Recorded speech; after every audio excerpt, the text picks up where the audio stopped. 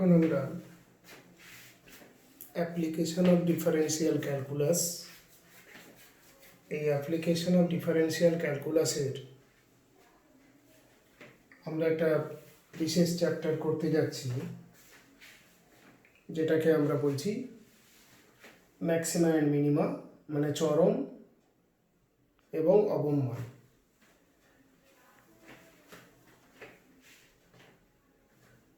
আমরা এখানে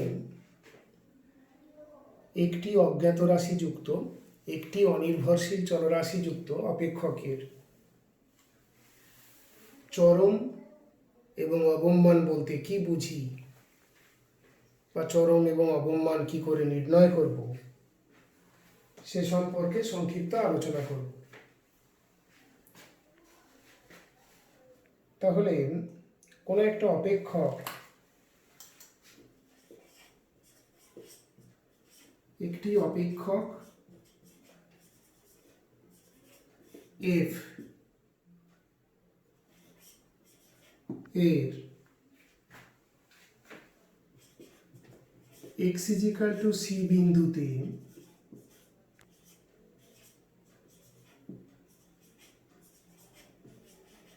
চরম মান আছে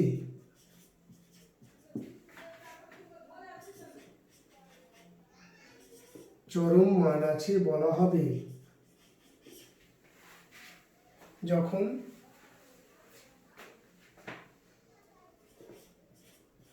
ওই বিন্দুর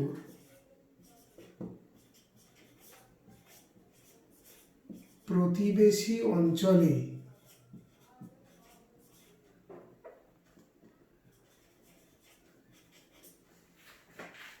f of c হলো বৃহত্তম মান। অর্থাৎ ওই বিন্দুর প্রতিবেশী মানে কি নেবারিং রিজিয়ন, অর্থাৎ ওই বিন্দুর কাছাকাছি জায়গায় হয়তো x = c তার সংজ্ঞার ক্ষেত্রস্থ একটি বিন্দু, তাহলে সেই বিন্দুর খুব কাছাকাছি অর্থাৎ c-0.1 থেকে c+0.1 এই জায়গার মধ্যে অনির্ভরশীল চলরাশি x এর যত মান আমরা বাস্তব মান গ্রহণ করতে পারবো, সেই প্রত্যেকটা বিন্দুতে অপেক্ষকটির মানগুলি নির্ণয় করলে তাদের মধ্যে f of c হবে কি তার বৃহত্তম মান, f of c হবে তার গ্রেটেস্ট ভ্যালু। তখনই আমরা বলবো তার ওই বিন্দুতে চরম মান আছে, অর্থাৎ ওই বিন্দুতে তার মানটা যেন সর্বাধিক, এরকম একটা সাধারণ কথা অনুযায়ী আমরা আস্তে আস্তে বুঝতে পারবো যে অঙ্কের ভাষায় এখানে একটা বিন্দুতে চরম মান বলতে কি এবং তার সর্বোচ্চ মান, তার অর্থ কি, দুটোর মধ্যে কিছুটা তফাৎ আছে। আস্তে আস্তে সেটা আমাদের পরিষ্কার হবে। তাই x = c বিন্দুতে চরম মান মানে হলো কি ওই বিন্দুর প্রতিবেশী অঞ্চল, ওই বিন্দুর একটু বাঁ দিক একটু ডান দিক এই জায়গাটা পর্যবেক্ষণ করলে ওই জায়গার মধ্যে অপেক্ষকের যত মান আছে তার মধ্যে ওই বিন্দুর যে অপেক্ষকের মান, অর্থাৎ এই যে লিখেছি f of c, এইটা হবে কি তার গ্রেটেস্ট ভ্যালু। তখনই আমরা বলবো ওই বিন্দুতে তার চরম মান আছে। তাহলে নিশ্চয়ই একটা বিন্দুতে তার অবম মান আছে সেটা বলতে কি বুঝবো আমরা বুঝতে পারছি। তাহলে আমরা লিখতে পারি আবার x = আলফা বিন্দুতে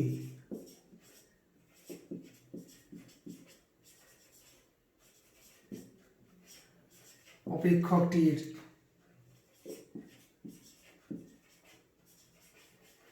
অবম মান থাকবে যদি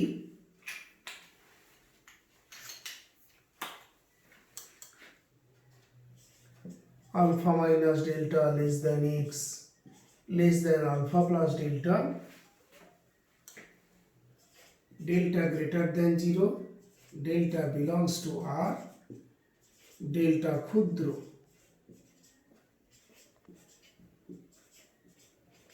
এর জন্য fx greater than f alpha হয়। কথাটা একই রকম, কিন্তু এখানে প্রেজেন্টেশনটা একটু অন্যরকমভাবে করা আছে। অর্থাৎ আলফা মাইনাস ডেল্টা থেকে আলফা প্লাস ডেল্টার মধ্যে আমরা এক্সের যত ভ্যালু পাবো, ডেল্টাটা হলো একটা অত্যন্ত ক্ষুদ্র ধনাত্মক বাস্তব সংখ্যা, এর মধ্যে এক্সের যত ভ্যালু পাবো সেই প্রত্যেকটা এফএক্সের ভ্যালুই এফ অফ আলফার থেকে বড়। অর্থাৎ কি, আলফা বিন্দুতে মানটাই হলো সব থেকে ছোট। তখন আমরা বলবো ওই বিন্দুতে অপেক্ষকটির অবম মান আছে। তাহলে একটা বিন্দুর কাছাকাছি জায়গায় তার চরম মান কি আর তার অবম মান কি, তার একটা আমরা ডেফিনেশন এখানে তৈরি করলাম। এখন আমরা দেখি কি রকম এই মানটা হয়। আমরা যদি ছবির সঙ্গে একটু বিচার করি,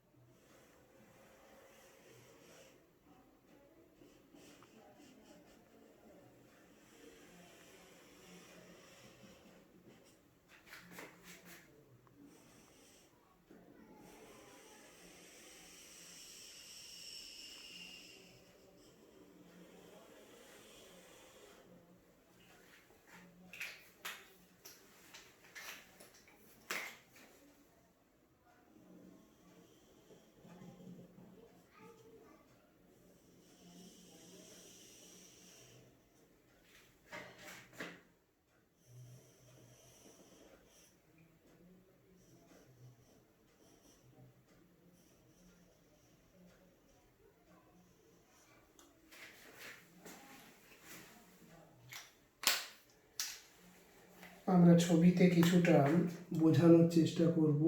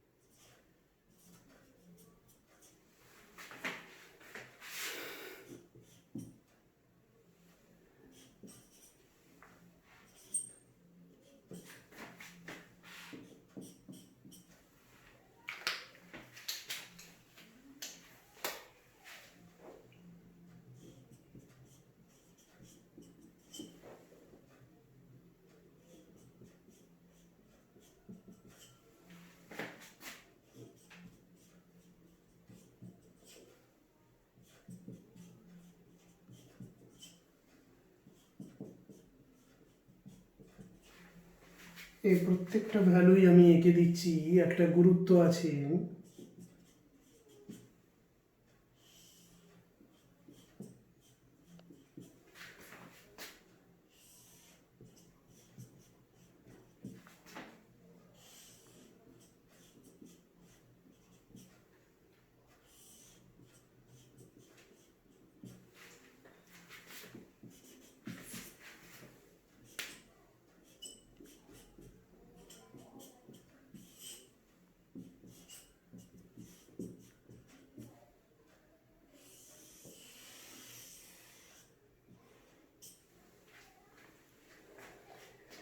তাহলে দেখো এখানে আমরা বলছি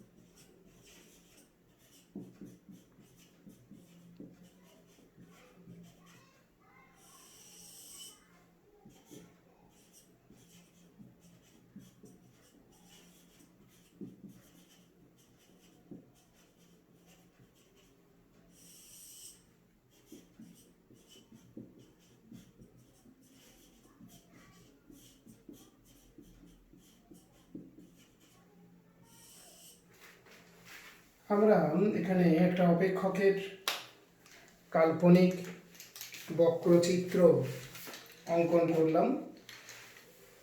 মেবি অপেক্ষকটার ফিগারটা হয়তো এইরকম। আমরা এই ফিগারটার ওপরে যে যে পয়েন্টসগুলো লিখেছি এগুলো অ্যানালিসিস করব এবং আমরা যে ডেফিনেশনগুলো দিয়ে রেখেছি ওই ডেফিনেশনগুলোকেও জিওমেট্রিক্যালি কিছুটা বোঝানোর চেষ্টা করব। কেননা আমরা অনেক কিছু জিনিসই আরও পরের ক্লাসে গিয়ে আমরা সব থিওরিগুলো পড়লে তবে হয়তো পরিষ্কারভাবে বৈশ্লেষণিক প্রমাণগুলো দিতে পারবো, বিশ্লেষণগত প্রুফটা বলতে পারবো। এখানে আমরা শুধুমাত্র কিছু ছবি দিয়ে একটা হালকা ধারণা, আইডিয়া একটা দেওয়ার চেষ্টা করছি। লক্ষ্য করে দেখো, যদি অপেক্ষকের y f(x) এর গ্রাফটা এরকম হয়, তার মানে এই অপেক্ষকের উপরে প্রত্যেকটি বিন্দু কি হচ্ছে না, তার ওই এক্স আর ওয়াই এর মানগুলো নিয়ে বিন্দুগুলো আছে। এক্স আর ওয়াই এর মানে এক্স হলো ইন্ডিপেন্ডেন্ট, অপেক্ষকটার সংজ্ঞার ক্ষেত্রের মধ্যে এক্স এর ভ্যালুগুলো বিচরণ করছে। এক্স এর এক একটা ভ্যালুর জন্য ওয়াই এর আমরা একটা করে ভ্যালু পাচ্ছি। এই ওয়াই এর যে এক একটা ভ্যালু পাচ্ছি, তাহলে এক্স আর ওয়াই এর একটা করে ভ্যালু হলে আমরা কার্টেজীয় বিন্দু পাচ্ছি একটা।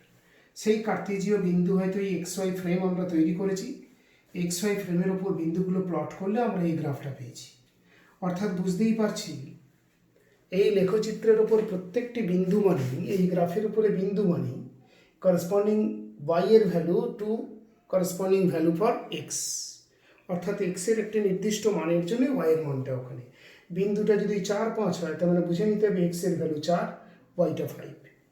তাহলে দেখো লক্ষ্য করে x = c1 হলে y এর ভ্যালুটা কত, f(c1), মানে সেই c1, f(c1)টা a বিন্দুকে প্রকাশ করছে। ঠিক বি বিন্দুকে প্রকাশ করছে কি c2, f(c2) বিন্দু। সি বিন্দু, ডি বিন্দু, ই বিন্দু, আমরা এইভাবে কতগুলো পয়েন্টকে হাইলাইট করে ইন্ডিকেট করেছি। ছবিটা দেখলে পরিষ্কার বোঝা যাচ্ছে যে অপেক্ষকের যে মান অর্থাৎ y এর মানগুলো হচ্ছে কি কোটি, অর্থাৎ এই খুঁটি, x অক্ষের উপরে খুঁটিগুলোই y এর ভ্যালু। এই যে c1 থেকে c1 মাইনাস ডেল্টা আর c1 প্লাস ডেল্টা একটা ছোট্ট প্রতিবেশী অঞ্চল নিয়েছি। প্রতিবেশী অঞ্চল মানে কিন্তু অনেক বড় জায়গা নয়, প্রতিবেশী অঞ্চল মানে খুব তার কাছাকাছি। তোমার বাড়ির প্রতিবেশীকে না তোমার পাশের বাড়ির লোকটা, তোমার গ্রামের প্রতিবেশীকে তোমার পরের গ্রামটা, তোমার রাজ্যের প্রতিবেশীকে তোমার পাশের রাজ্যটা, তোমার দেশের প্রতিবেশীকে পাশের দেশগুলো। তাহলে তোমার প্রতিবেশী নয়, তোমার দেশের প্রতিবেশী। তাহলে অর্থাৎ এই বিন্দুর প্রতিবেশী অঞ্চল c1 বিন্দুর প্রতিবেশী মানে এখানে নয়, এই প্রতিবেশীর টানটা বেশি থাকবে না, ওটা শুধু কথাতেই হবে প্রতিবেশী। প্রতিবেশী বলতে গেলে c1 এর পাশে, অর্থাৎ আমার বাড়িতে মাংসের ঝোল হলে যে বাড়ি অবধি গন্ধটা পাওয়া যায় সেটাই হলো আমার প্রতিবেশী। আমার বাড়িতে পায়েস হলে পাশের বাড়ির লোকগুলো বুঝতে পারে ওদের বাড়িতে পায়েস হচ্ছে, তাহলে তারাই হলো প্রতিবেশী। তাহলে অর্থাৎ C1 বিন্দুর প্রতিবেশী অঞ্চল, অর্থাৎ লক্ষ্য কর C1 মাইনাস ডেল্টা থেকে C1 প্লাস ডেল্টা, এই জায়গাটার মধ্যে আমরা যদি এক্সের ভ্যালুগুলো গ্রহণ করি, ওয়াই বা এফএক্সের ভ্যালুগুলো হচ্ছে কি এই হাইটগুলো, অর্থাৎ কোটি, ওই বিন্দুর কোটিগুলো। এখন পরিষ্কারভাবে বোঝা যাচ্ছে এই জায়গায় যত কোটি পাবো তাদের মধ্যে এফ অফ C1টাই কি হবে, গ্রেটেস্ট, অর্থাৎ এফ অফ C1টাই হবে কি বৃহত্তম। তাহলে আমরা এই সংজ্ঞা অনুযায়ী বলতে পারি এক্স ইজিক্যাল টু C1 পয়েন্টে তার একটা কি চরম মান আছে। ঠিক লক্ষ্য করে দেখো আবার এক্স ইজিক্যাল টু C2, তাহলে C2 বিন্দুর আবার বাঁ দিক ডান দিক যদি দুটো দিক আমরা পরীক্ষা করি, তাহলে C2-র আবার বাম দিক আর ডান দিকে পরীক্ষা করলে এখানে আবার যত ওই অপেক্ষকের ওপর বিন্দুগুলো নেব তাদের যে কোটিগুলো, তাদের মধ্যে কি এই C2 বিন্দুর কোটিটাই কি নিশ্চয়ই সব থেকে কম। তার মানে C2 বিন্দুর কোটিটাই হলো সব থেকে কম এই C2 বিন্দুর কাছাকাছি। দেখ C2 বিন্দুর যদি এই জায়গায় আসতাম বেশি হয়ে যেত, সেই জন্য বলা হয়েছে ওর একটা প্রতিবেশী অঞ্চল। ওর যদি কাছাকাছি কিছুটা জায়গার মধ্যে এক্সের যত মান, দেখ আলফা বিন্দুতে অবমান থাকবে যদি আলফা মাইনাস ডেল্টা থেকে আলফা প্লাস ডেল্টা, যেখানে ডেল্টা গ্রেটার 0 অথচ ডেল্টা অতি ক্ষুদ্র, এইটার জন্য কি হবে না F of X greater than F of alpha হয়। অর্থাৎ দেখ এখানে এক্সের যত মান নিই না কেন অপেক্ষকের মানটা নিশ্চয়ই এফ আলফাটা তার থেকে ছোট, এখানটা বেটে আছে সব থেকে। তাহলে আমরা বলবো এই বিন্দুতে তার একটা কি অবমান আছে। আবার লক্ষ্য করে দেখ C3 বিন্দু, ঠিক একই রকম ঘটনা ঘটেছে C3 বিন্দুতে। C3 বিন্দুটা যদি একটু আগে একটু পিছে জায়গাটা ভালো করে পর্যবেক্ষণ করি, যদি ভালো করে হাইলাইট করি, খুব জোর করে আলো ফেলে যদি ওই জায়গাটা ভালো করে এক্সরে করি, পরীক্ষা করি, স্ক্যান করি, তাহলে আমরা আফটার স্ক্যানিং কি ডিসিশন পাবো না C3 বিন্দুতে যে অপেক্ষকের মান এফ অফ C3 সেটা কি না ওই বিন্দুর মাঝামাঝি জায়গায় যত মান নেবো তাদের থেকে বড়। দেখতে পাচ্ছিস নি বড়, তো ছবিতে তো পরিষ্কার বুঝতে পারছিস বল, এই তো C3 বিন্দুতেই তো